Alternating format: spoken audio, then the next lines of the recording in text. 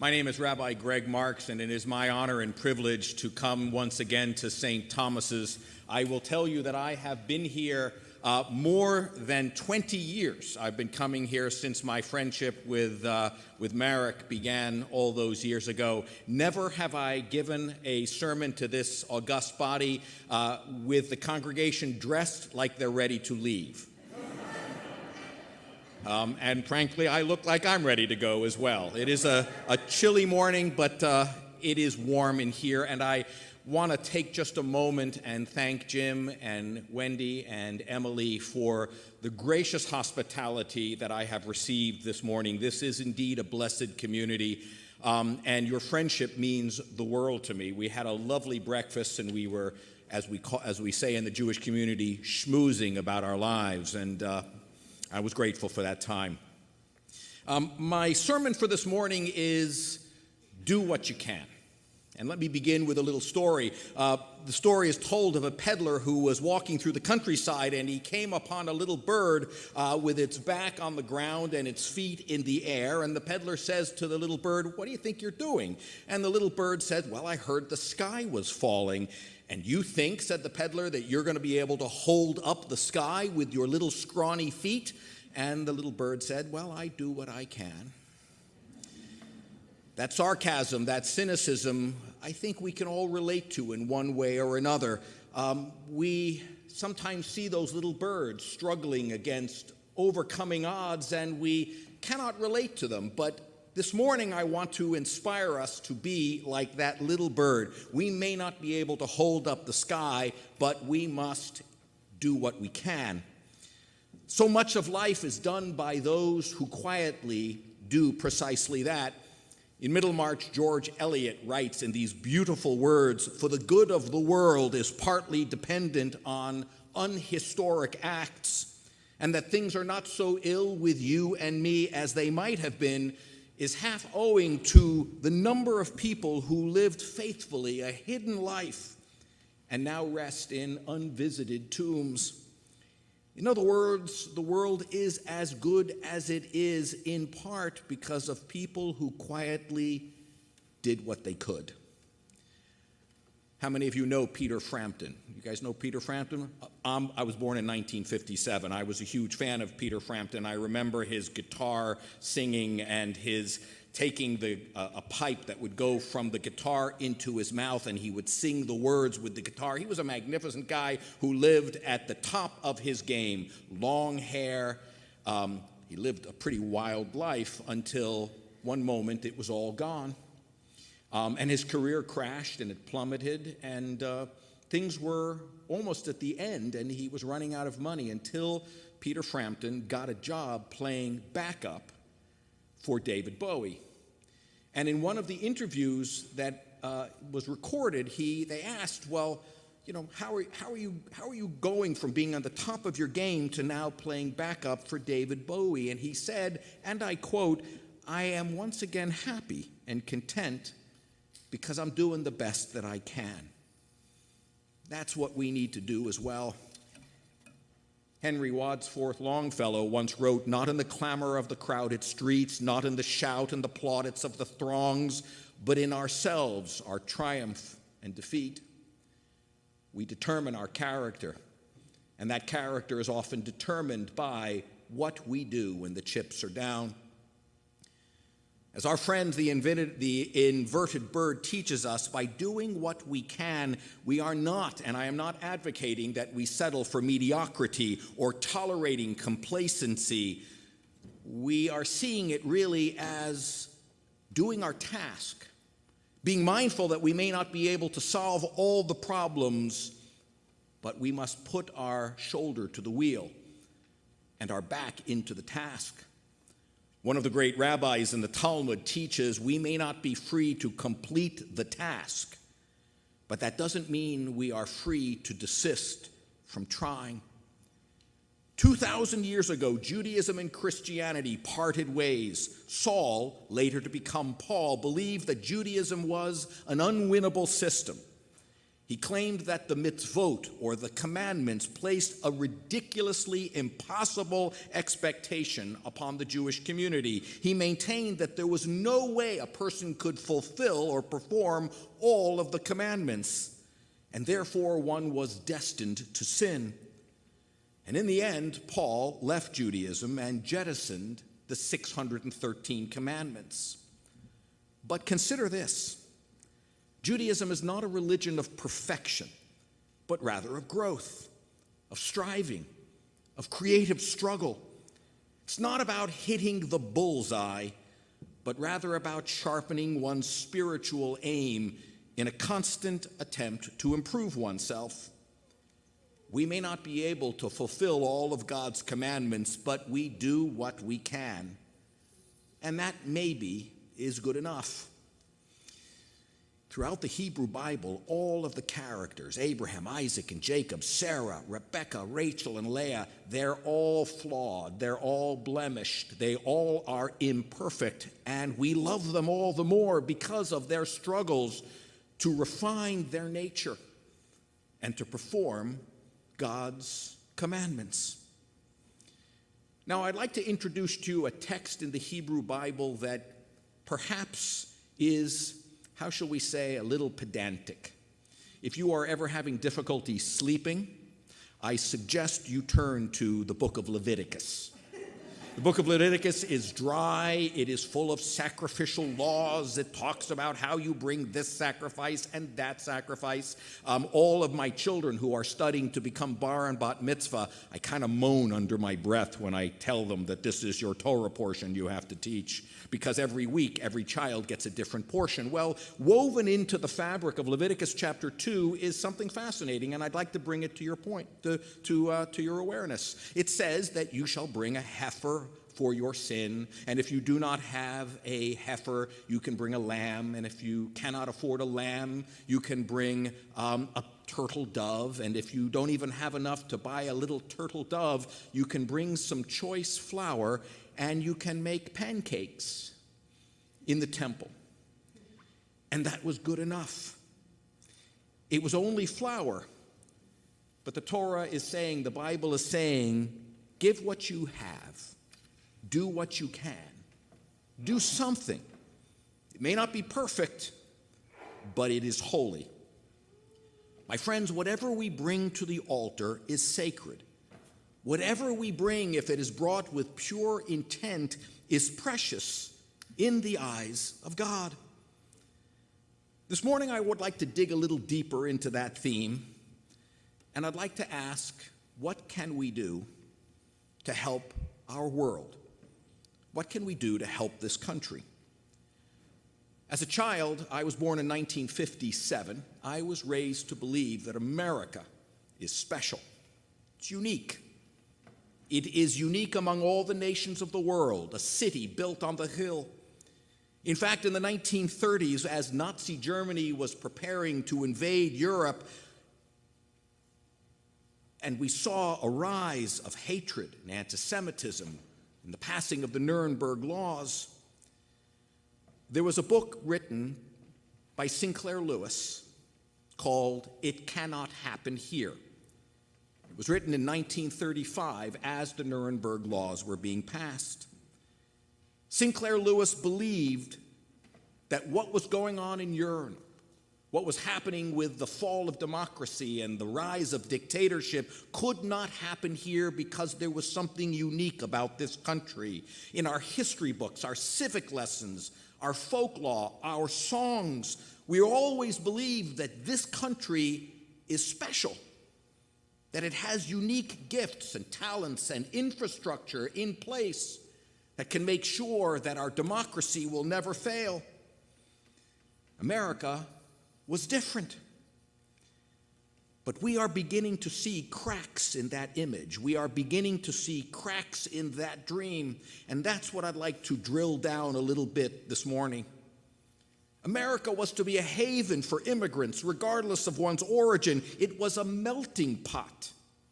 That phrase, by the way, was coined by a Jewish immigrant His name was Israel Zangwill, because he believed that you take the Europeans and the Russians and the Jews and the Christians and the Catholics and you mix them all together and we all come out Americans out of a melting pot. I believe that now America is more not like a melting pot. I think it's more like a salad bowl. There's the lettuce and the cucumber and the onions and the tomatoes, and each one holds on to their distinctive character, but together we make something beautiful. This is an experiment in democracy, where constitutional freedoms and democratic institutions preserve the rights of the weak and the vulnerable. We are far from perfect, don't get me wrong.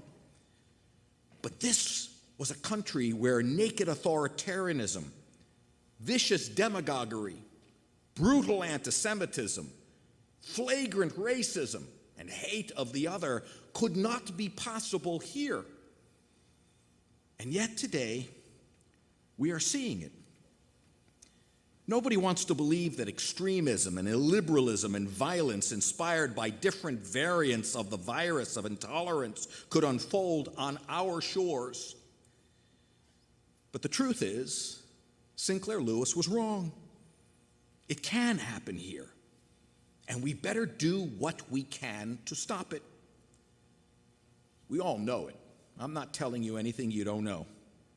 The fabric of our society is weakening. Our communities are buckling under the pressure of hate, seemingly from all sides. Our society is becoming more vulnerable day by day to hate on both the left and the right. Beset by the pandemic that has devastated communities, unsettled everyday life, cost millions of jobs, put people on the edge, and ever more likely to blame the other for deepening economic inequity, excessive levels of personal debt, and other stressors, we see it. It's on the news, it's on the streets, it's when we drive our cars. We are turning against each other. Let me share with you some sobering facts. Between 2015 and 2018, the United States saw a doubling of racist and anti-Semitic incidents. In 2019, the Anti-Defamation League logged more anti-Semitic incidents that have been tracked in all of the previous 4 decades. And no one need to look any further than the attacks in synagogues in Pittsburgh and Poway and Jersey City and Muncie, and only recently in Colleyville, and the brazen assault on Jews in the streets of New York City. Blacks are attacked in their streets, in their churches, in their homes, sitting on their porches in Norristown. There were sadly 11,472 racist incidents last year alone. And when a society turns against one minority, it is only a question of time until it will turn on others. I believe that anti-Semitism is, in one small way, the proverbial canary in the coal mine. That a good barometer of the level of intolerance in any given society is to look at how accepting that country is to, in my case, the Jewish community and other minorities. In Europe, under the Nazis, as Martin Niemöller once said, first they came for the Jews, and then they came for everyone else.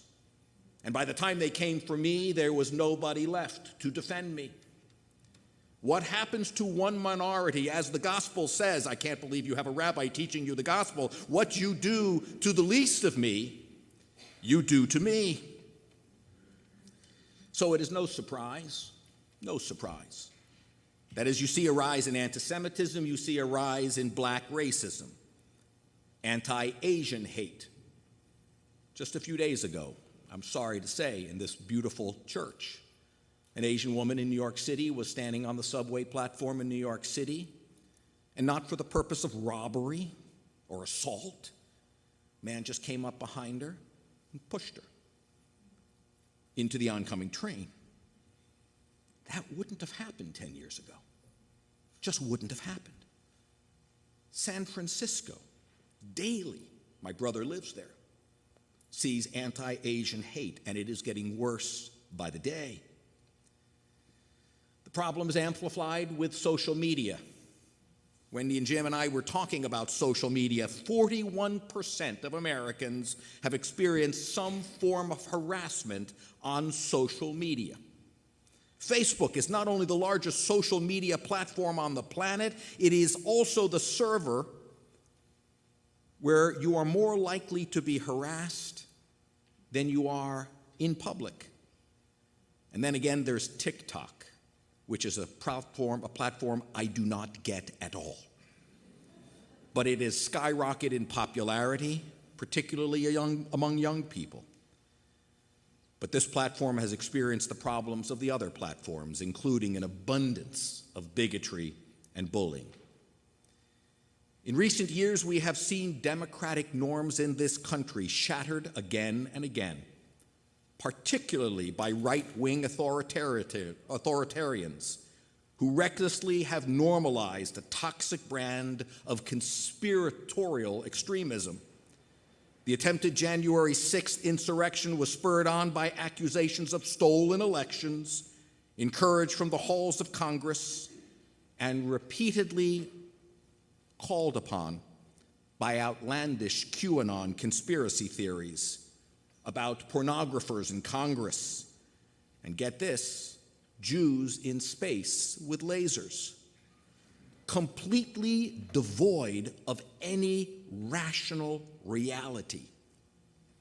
The radical left seeks to tear down institutions, also that have kept us safe for so many generations, undermining due process and canceling those, talk to the hand, with whom they disagree. Dialogue is no longer possible. You're canceled. Now, while I am not suggesting that America is heading down the path towards Nazi Germany or cultural disintegration, there are abundant warning lights, flashing yellow lights. Indeed, if social instability should deepen, if hateful attitudes become ever more pervasive and entrenched, if traditional institutional practices protections are further eroded, a much shrewder demagogue might rise to power, and our country's great democratic experiment could come to an end. I am not exaggerating. I have never been more terrified about the future of this country than I am today. So what do? We do what we can. I do not have the answers, but I know that we have to do something, and I'd like to suggest just a few, humbly before this congregation. We must, as supporters of a democracy, support the right to vote. We must do what we can to protect the rights of minorities. We must stand up and fight bigotry where we see it. We must deny big lies, because big lies repeated over and over and over and over again in the minds of some become truths when they are not. We must stand up for science before it is too late. We must not be afraid to speak out, stand up, take a stand.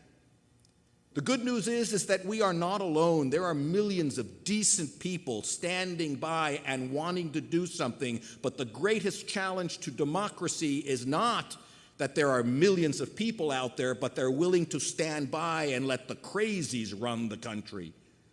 And they're willing to kind of let it go because it doesn't directly influence them. We must open our mouths and we must stand up and be counted. When I was a young boy, here's the time for the kids, I remember watching cartoons on Saturday morning. I should have been in synagogue, but I was at home watching cartoons. And one of the cartoons that I loved to watch was Popeye. You guys remember Popeye? It was a very simple story, told over and over and over again in different ways. What was the story? Wimpy ate his hamburgers, Bluto ran off with olive oil, and Popeye, after downing a can of spinach, would beat up Bluto, rescue olive oil, and all was right with the world again.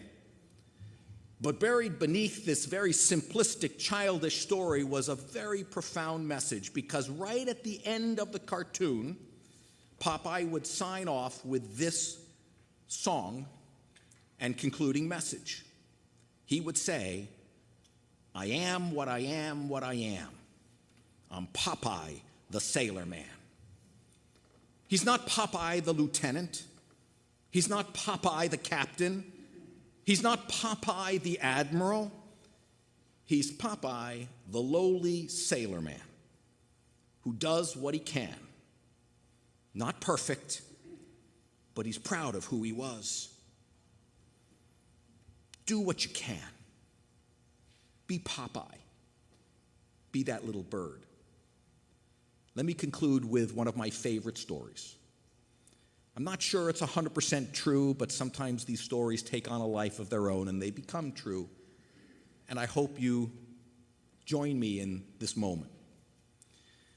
It's a story about Ignacio Paderewski, great classical pianist. And he was coming to play at Carnegie Hall in the 1960s. And as everyone was getting ready and coming into Carnegie Hall and getting ready for the concert, everybody was milling around and schmoozing and talking and laughing and getting to know their neighbors. And there was this one small 6-year-old boy who had come with his mother to see Paderewski. And while the mother was talking with the woman sitting next to her, the little boy kind of wandered away and made his way down to the stage and came up the stairs and there saw the most beautiful sight he'd ever seen, a magnificent Steinway piano. Now, the boy was taking piano lessons with his mother because his mother wanted him to have some culture. So he came over to the piano and he started playing the song that he knew, "Twinkle, Twinkle, Little Star." Crowd was hushed. Twinkle, twinkle, little star. Curtain comes up. Paderewski comes out, stands behind the boy. The boy doesn't see him and goes to the crowd. Shh. And he takes his left hand and starts accompanying him with his bass line. And he whispers to the child standing behind him, "Don't stop, keep playing." So the boy keeps playing "Twinkle, Twinkle, Little Star." And then Paderewski brings his other arm around and brings in a beautiful treble melody. And he composed at that moment with that little child the most magnificent piece of art and music and left the crowd mesmerized. I think maybe that's what God wants us to do. God puts his arms around us, and maybe all we can do is play "Twinkle, Twinkle, Little Star" in the scheme of things.